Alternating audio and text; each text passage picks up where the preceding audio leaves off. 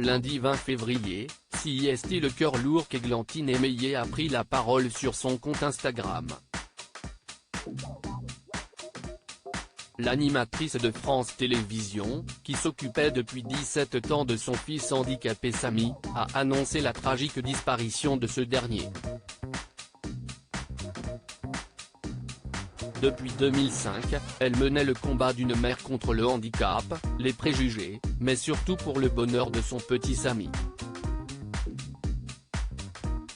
Le fils d'Églantine Émeillé, âgé de 17 ans, était en effet né polyhandicapé avec une forme sévère d'autisme.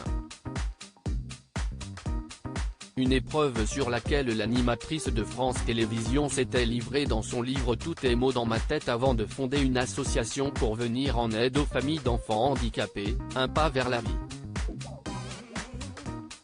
Son but, empêcher les drames familiaux lorsque les parents sont dépassés par la tâche.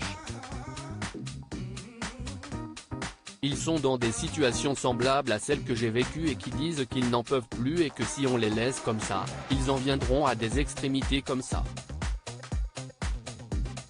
Je vous avoue qu'il m'est arrivé d'y penser. De me dire, je vais craquer. Je vais le jeter par la fenêtre et me suicider après, avait-elle confié lors d'un témoignage bouleversant en octobre dernier dans cet avou.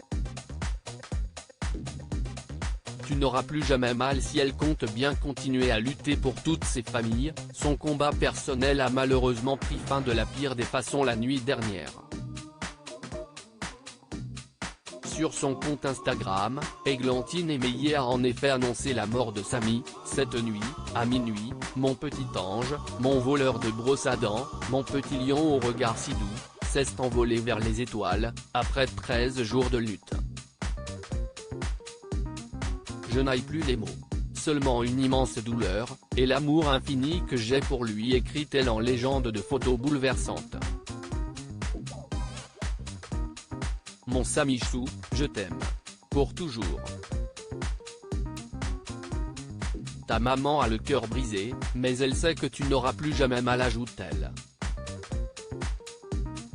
Une immense douleur partagée avec ses abonnés qui n'ont pas manqué de souhaiter beaucoup de courage à l'animatrice, qui aura donné toute son énergie à son fils pendant 17 longues années. Mais pas assez longue pour une mère.